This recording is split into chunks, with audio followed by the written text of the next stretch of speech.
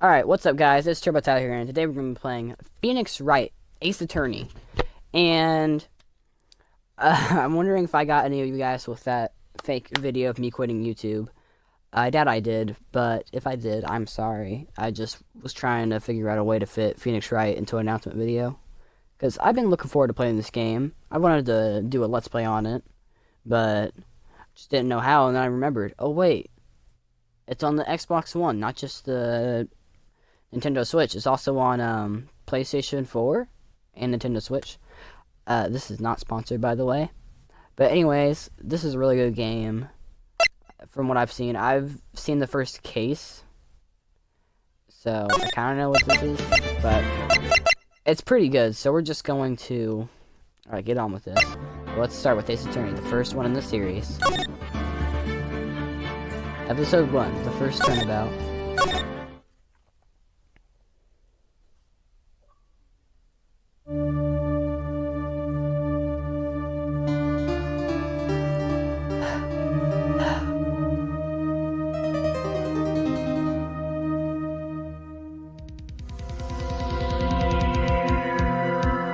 Dang it, why me? I can't get caught. Not like this. I've got to find someone to pinch on. Someone like him. Only it looked like he did it.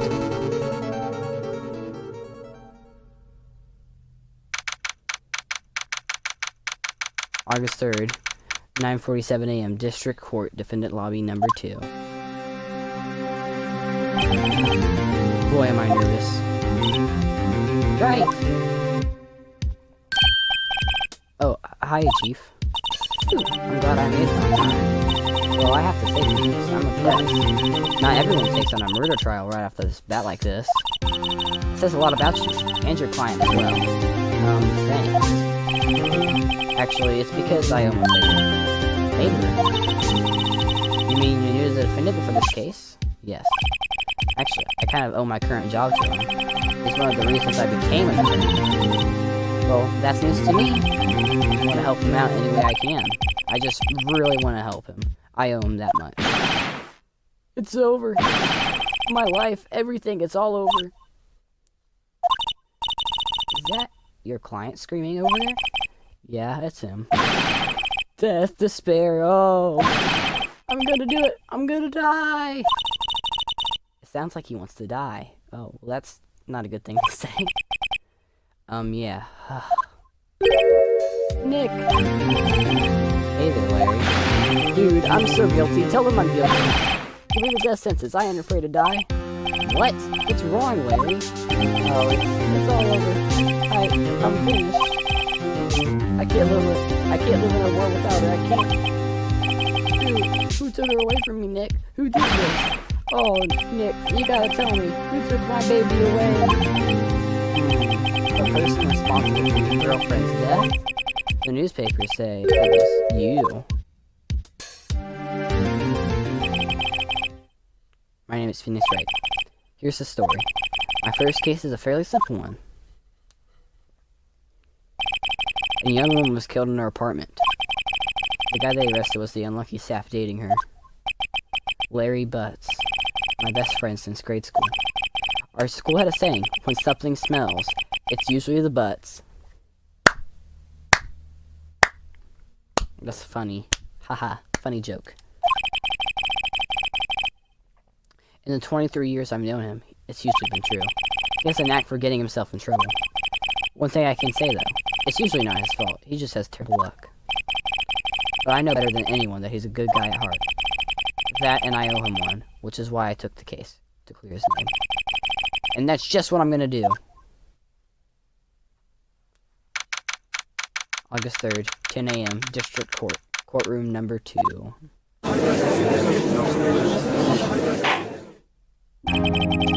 Court is now in session for the trial of Mr. Larry Butts. Prosecution is ready, Your Honor. The defense is ready, Your Honor. Mr. Wright, this is your first trial, is it not? Yes, Your Honor. I'm a little nervous. Your conduct during this trial will decide the fate of your client. Murder is a serious charge. For your client's sake, I hope you can control your feelings. Thank you, Your Honor.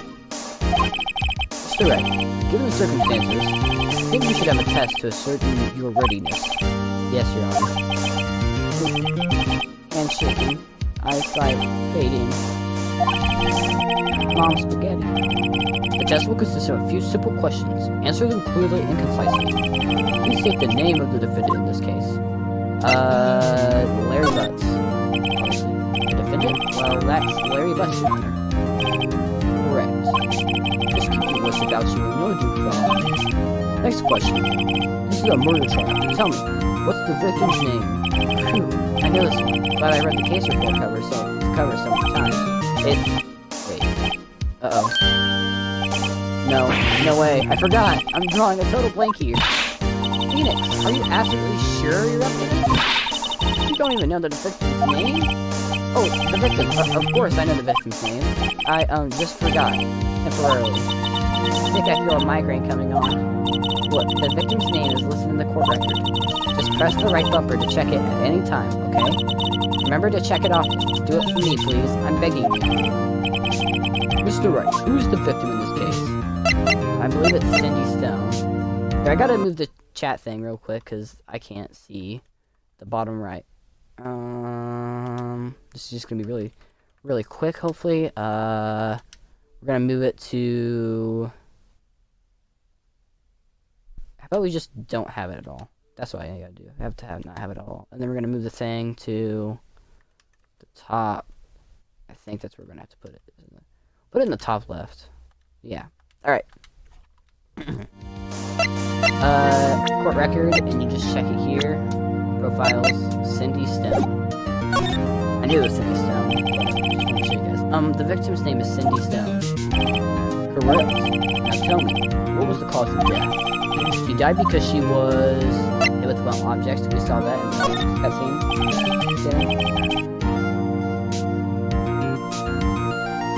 She was struck once by a blunt object.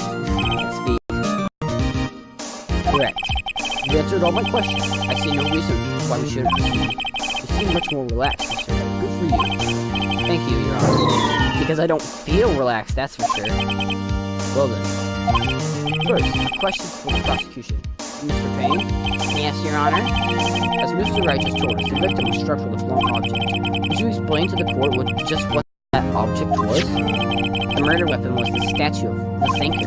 It was found lying on the floor next to the victim. I see. The court stepped into position. The statue has been added to the record. That's pretty good. Right. Be sure to pay attention to any evidence added during the trial. That evidence is the only ammunition you have in court. You're gonna fire guns off the statues. Use the right bumper to check the court record frequently. Mr. Payne, the prosecution may call its first witness. The prosecution calls the defendant, Mr. Butts, to the stand. Chief, what do I do now? Pay attention. You don't want to miss any information that might help your client's case. You'll get your chance to respond to the prosecution later, so be ready. Let's just hope he doesn't say anything. Unfortunate. Uh-oh. Larry gets excited easily. This could be bad. You can see his like little quick smirk. It's like flinching. Mr. Butts, is it not true that the victim had recently dumped you? Hey, watch it, buddy. I forget his voice already. Jeez. We were great together. We were Romeo and Juliet, Cleopatra, Mark Antony. Damn. Didn't they all die? I wasn't dumb. She just wasn't taking my phone calls or seeing me. What's it to you anyway? Mr. Butts, what you described is generally what we mean by dumped. In fact, she had completely abandoned you and was seeing other men. She had just returned from overseas with one of them, the day before the murder. What do you mean, one of them? Lies, all of it lies. I don't believe a word of it. Your Honor, the victim's passport. According to this, she was in Paris until the day before she died.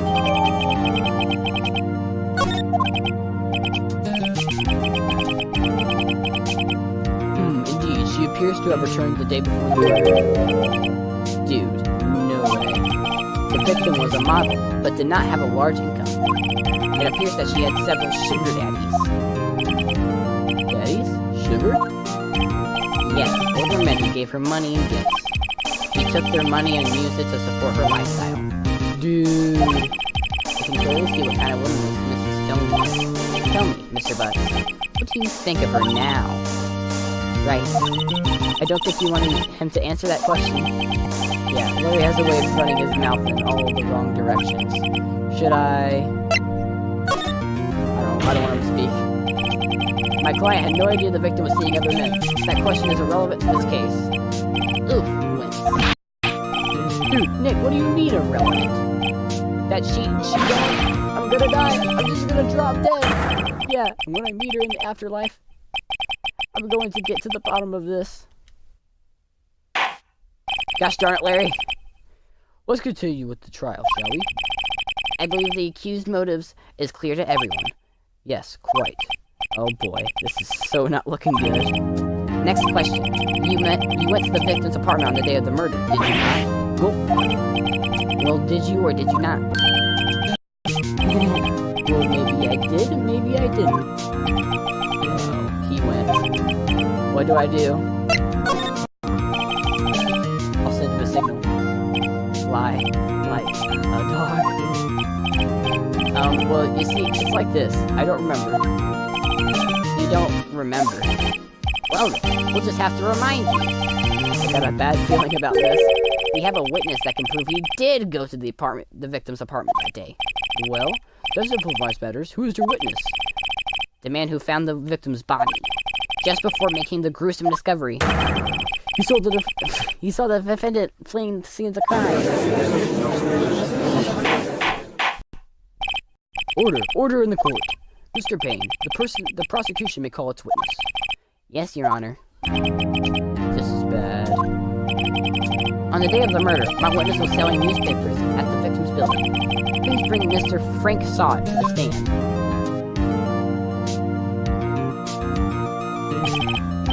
Mr. Sott, you sell newspapers, subscription. Is this correct? Oh yes, newspapers. Yes. Mr. Sott, you may proceed with your testimony. Please show the court what you saw on the day of the murder. Witness's account. I was going door to door selling subscriptions when I saw a man fleeing an apartment. I thought he must be in a hurry because he left the door half open behind him. Thinking it strange, I looked inside the apartment. Then I saw her lying there, a woman, not moving. Dead! I quailed in fright and found myself unable to go inside. I thought to call the police immediately. However, the phone in her apartment wasn't working. I went to a nearby park and found a public phone. I remember the time exactly. It was 1 p.m. The man who ran was, without a doubt, the defendant sitting right over there.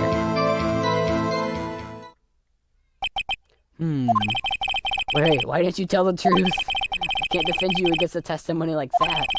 Incidentally, why wasn't the phone in the victim's apartment working? Your Honor, at the time of the murder, there was a blackout in the building. Aren't phones supposed to work during a blackout? Yes, Your Honor. However, some cordless phones do not function normally. The phone that Mr. Sott used was one of those. Your Honor, I have a record of the blackout for your pursuit. Now, Mr. Wright. Yes, Your Honor? You may begin your cross-examination. Cross-examination? Your Honor? Alright, right, this is it. The real deal. What exactly am I supposed to do? Why, you exposed the lies in the testimony the witness just gave. Lies? What? He was lying? The client is innocent, right? Then that witness must have lied in his testimony. Or is your client really guilty? How do I prove he's not? You hold the key, it's in the evidence. Compare the witness's... what am I speaking in her voice? Compare the witness's testimony to the evidence at hand. There's bound to be a contradiction in there. First, find contradictions between the court record and the witness's testimony. Then, once you found the contradicting evidence, proceed to rub it in the witness's face. Okay. Open the court record with the right thumb, then point out the contradictions to the testimony. Alright. going door to door selling subscriptions when I saw a man fleeing the park. That seems reasonable. I thought he must be in a hurry because he left the door half open behind him. Thinking it strange, I looked inside the apartment. Then I saw her lying in it, a woman, not moving, dead. At Phoenix Wright, I found myself unable to go inside. I thought to call the police immediately. However, the phone in her apartment was working. I went to a nearby park and found a public phone. Remember the time exactly, it was 1 p.m. Right. Was it? Oh my gosh, time of death. 1 p.m., 4 p.m. to 5 p.m. So that's definitely not 1 p.m. So let's... Objection! Yell objection. You found the body at 1 p.m. You're sure? Yes, it was 1 p.m. for certain. Frankly, I find that hard to believe. Your statement directly contradicts the autopsy report. The autopsy notes the time of death at some time after 4 p.m. There was no body to find at 1 p.m. How do you explain this 3-hour gap?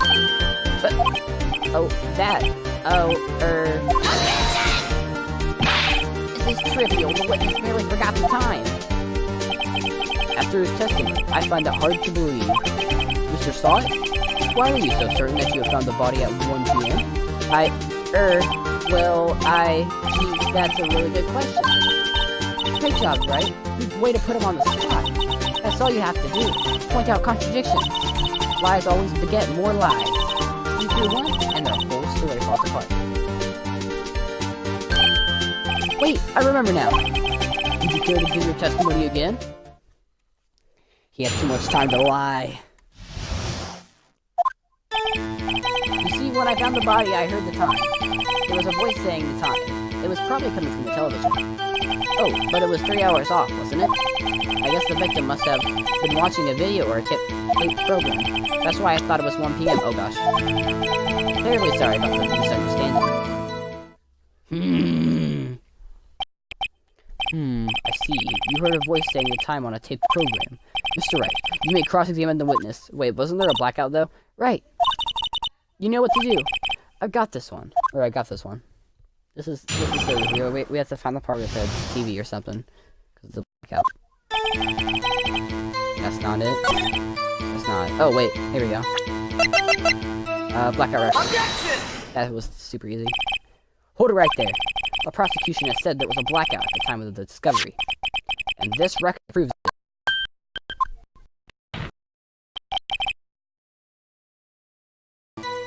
Alright, okay, here we go.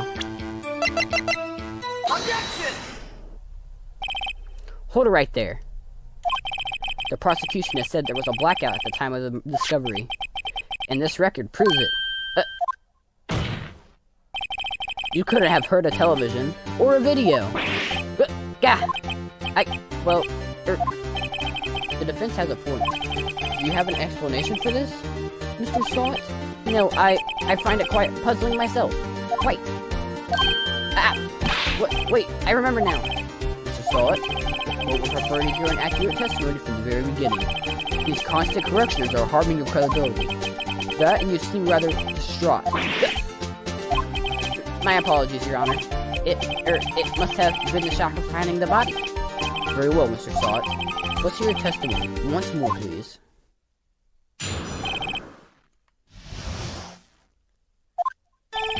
Actually, I didn't hear the time. I saw it. There was a table clock in the apartment, wasn't there? Well, please don't do that puns anymore. Please stop. Yeah, the murder weapon. The killer used it to hit the victim. That must have been what I saw. You saw a clock. I guess that would explain it. The defense may cross-examine the witness. Gladly.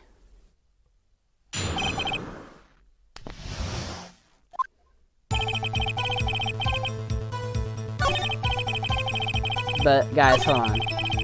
Puns, though, am I right? That's very punny. The murder weapon. Alright, here we go. So, this isn't a clock. Objection! It's a statue. Wait just a moment. The murder weapon wasn't a clock. It was a statue.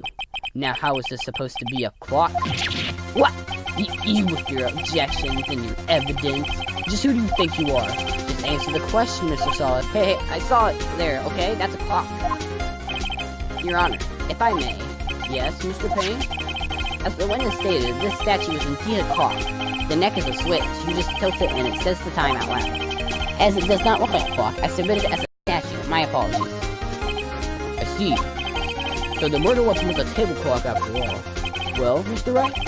It appears that the witness's testimony was correct. This is a clock. Do you have any problems with his testimony now? Yeah, I do. You would have to go inside. Your Honor, there is a gaping hole in the witness's testimony. The only way he could have known the weapon was a clock is to hold it in his hands. Yet the witness testified that he never entered the apartment. Clearly, a contradiction. Indeed. The witness knew it was a clock because he went into the apartment. You're lying. You were inside the apartment on the day of the murder. Oh yeah? Prove it. Prove I went in there. I'll do better than that. I can prove you're the one who killed her. You struck her with the clock, and the shock of the blow triggered the clock's voice. That was the sound you heard.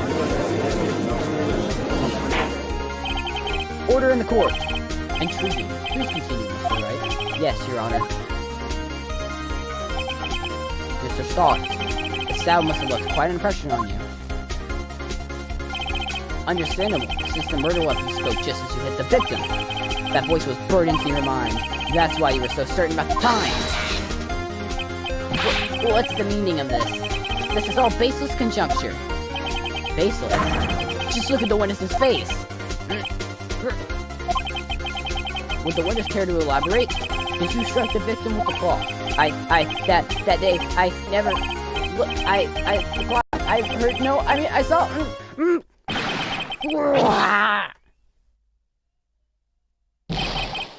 Shut up. I hate you. It was him, I tell you. I saw him. He killed her and he should burn. Forgive him death. Order in the court, I say. Your Honor. A moment, please. There isn't a shred of evidence supporting the defense's claims. Mr. Wright. Your Honor. You claim the sound that a witness heard coming from the clock. Do you have any evidence? The whole case is riding on this. I better think through it carefully. Your Honor, the sound of Mr. Stott heard was definitely this clock. In fact, it's clear if you simply press down in the clock. We'll sound the clock. Now, here is in this court. Your Honor, may I have the clock? I asked the court to listen very carefully. I think it's 8:25. That certainly is a strange way to announce the time. Well, he is the thinker, after all. So, you've heard the clock. What are your conclusions, Mr. Wright? Mr. Payne, can you tell me what time it is now? It's 11:25. As you can see, this clock is exactly 3 hours slow. Precisely the discrepancy between what Mr. Stott heard and the actual time of death. So, Mr. Stott, try talking your way out of this one. Ha! You forgot one thing. Oh, what's he talking about? While it may seem like the clock is running 3 hours slow, it proves nothing. How do you know it was running 3 hours slow on the day of the murder? If you can't prove that, you don't have a case. Right. How am I going to prove that? Dang it, I'm so close. Right? It seems you lack critical evidence for what your claims. Yes, Your Honor. This means I cannot let you indict the witness. Unfortunately, this is the cross-examination of Mr. Frank Stott. I come all the way down here to testify, and look what happens. You treat me like a criminal. A criminal! You lawyers are all slime. I almost had him there. Sorry, Larry. I failed you. There's nothing I can do about it now. Not so fast, Mr. Solid. Chief. Listen up, right? Don't throw this one away. Not like this. Think. Chief, it's over. I can't prove the clock was slow the day of the murder. Nobody can prove that. Well, yes. But that doesn't mean you can't still win. Try thinking out of the box. Don't waste time doubting the facts. Assume the clock was 3 hours slow and think through it. Ask yourself, why was the clock 3 hours slow? Figure out the reason, and you'll have the proof. Right, Mr. Right? Can you think of a reason as to why the clock would be 3 hours slow? I mean, didn't she come home from Paris or something? Wait! Maybe I can prove it. You must have the evidence somewhere that can prove it, Mr. Wright. Why do you keep calling Mr. Wright, right? Find it and let them have it. Well, Mr. Wright? You said the clock was already running slow on the day of the murder. Have you found evidence to support this claim? Of course. There's a piece of evidence in the court record that can prove my claim beyond a doubt. Ha! Tough words. Let's see you pull this one off. Let's see this evidence that proves why the clock was running slow. Fast forward. Take that! The victim had just returned home from abroad the day before the murder. As we all know, the time difference between here and Paris is 9 hours. When it's 4 p.m. here, it's 9 a.m. the next day there. The clock wasn't 3 hours slow, it was 9 hours fast. The victim hadn't rested her clock since returning home. That's why the time you heard when you struck her dead in the apartment was wrong. Proof enough for you, Mr. Saw It? Or should I say, Mr. Did It?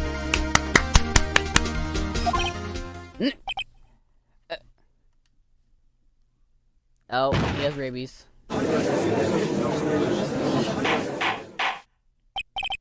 Order, I say. Well, this case has certainly turned out differently than we all expected. Mr. Payne, your witness, he was arrested and has been taken away, Your Honor. Very well. Mr. Wright? Yes, Your Honor? I have to say, I'm impressed. I don't think I've ever seen someone complete a defense so quickly and find the true culprit at the same time. Thank you, Your Honor. At this point, this is only a formality, but this court finds the defendant, Mr. Larry Butts, not guilty. Yay, confetti, we did it! And with that, this court is adjourned.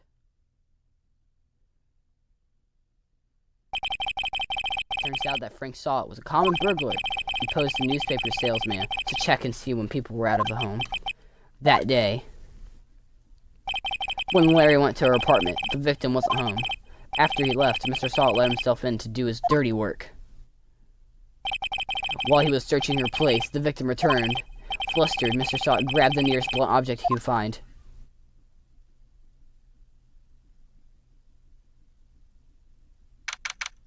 August 3rd, 2:32 p.m.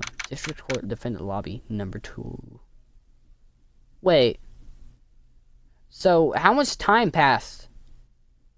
Because didn't he just say 11:25 and now it's 2:32 p.m.? Alright. I still can't believe we won. Right. Good job in there. Congratulations. Thanks, Chief. I owe it all to you.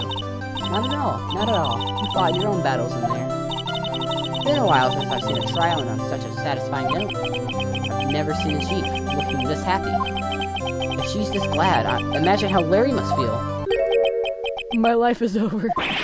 Larry, you're supposed to be happy. What's wrong now? Oh, Nick. Don't worry about me. I'll be dead and gone soon. Good. Wait, no. I mean, bad. Bad. Larry, you're innocent. The case is closed. But my Cindy, he's gone, man. Gone forever.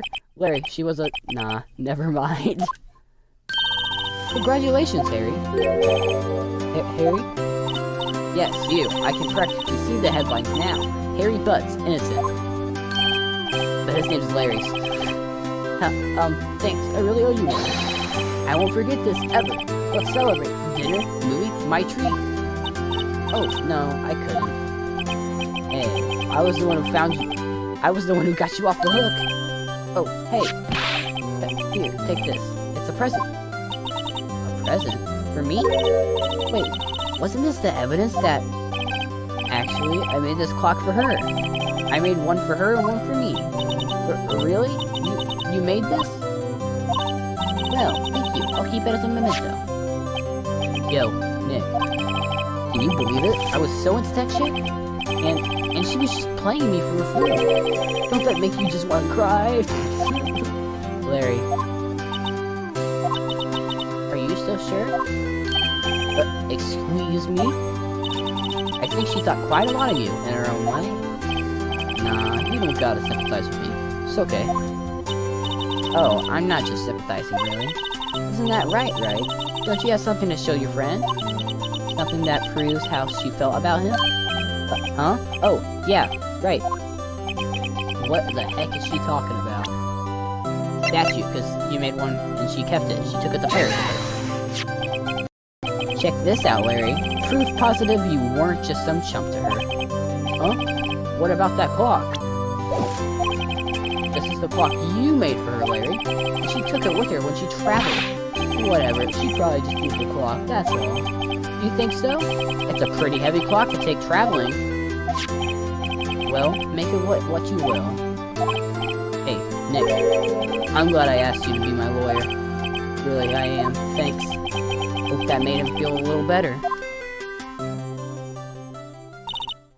Right? I hope you see the importance of evidence now. Also, hopefully you realize things change depending on how you look at them. People, too. We never really know if our clients are guilty or innocent. All we can do is to believe in them. And in order to believe in them, you have to believe in yourself. Right? Listen, learn, grow strong. Never let go of what you believe in. Never. Well, I think our work here is done. Shall we be off? Yeah, I guess so. Hey, how about dinner on me? We'll drink a toast to innocent butts. Yeah. Oh, speaking of Harry, you were saying part of why you became a lawyer was because of him. Or, yeah, part at least. You'll have to tell me more about it sometime. Maybe over drinks? And so, my first trial came to a close. Larry slapped me on the back and said, "Gee, Nick, it sure is good to have friends. But I'm pretty sure he's not going to pay us, unless you count the clock you gave Mia." I didn't know it then, but that clock was soon going to be at the center of another incident. And my promise to tell the chief about me and Larry would be one promise that I wouldn't be able to keep.